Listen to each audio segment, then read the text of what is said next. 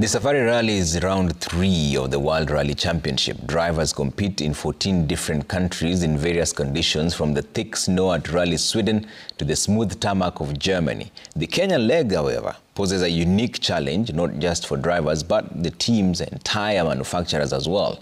Our reporter Emmanuel Ndungu delves into what makes the Safari Rally so special.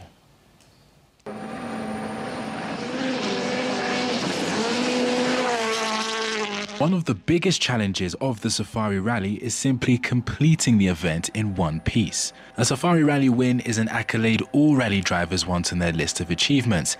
It tests the drivers and their cars to the limit, from the rocky roads, the deep mud when it rains, and fine dust, also known as fesh. These are the unique challenges in all Safari rallies. It was the roughest Kenya we have seen so far. It's super tough conditions out there, with a couple of punctures as well, so very tough, but I'm happy to be here. The teams compromise greatly in terms of overall performance just to protect their car through the rally. This includes raising the ride height to the max despite creating an increased centre of gravity. Yeah, so for Safari Rally we have to have a very strong car because the conditions are very rough here, so we have a lot of protection underneath the car and a suspension system which is designed for all the rocks and keeping the ride height of the car very high to clear the obstacles.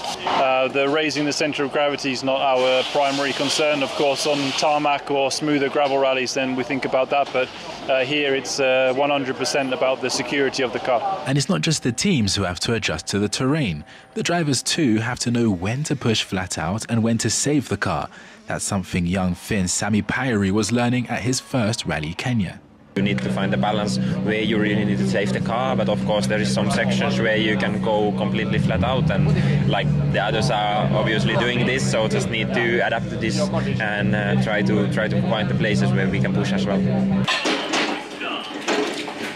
The tyre manufacturer also has their work cut out, developing a specific tyre for the event. This year was particularly challenging as it was Hankook's first attempt at the task. So motorsports in general is always a challenge, but rally is a special beast altogether, and particularly Rally Kenya. The different types of conditions that we can see here, we have them all, and sometimes we have them all in a single stage. Nowadays, teams can only make minor adjustments to adapt their car to the rally. In the Safari Rally's previous stint in the WRC, though, up until the early 2000s, teams would come out to Kenya months in advance to develop an entire car specific to the Safari. A long time back, people were allowed to do special testing, prepare yourself, and the works teams like Toyota and Yoa Kankunen and these guys, they used to come to Kenya like 4 months before the rally, and they used to go on the route. They would go up and down. They would make sure these are the right type of suspensions needed here, drive shafts here, tires here. Emmanuel Ndungu, Citizen TV, Naivasha.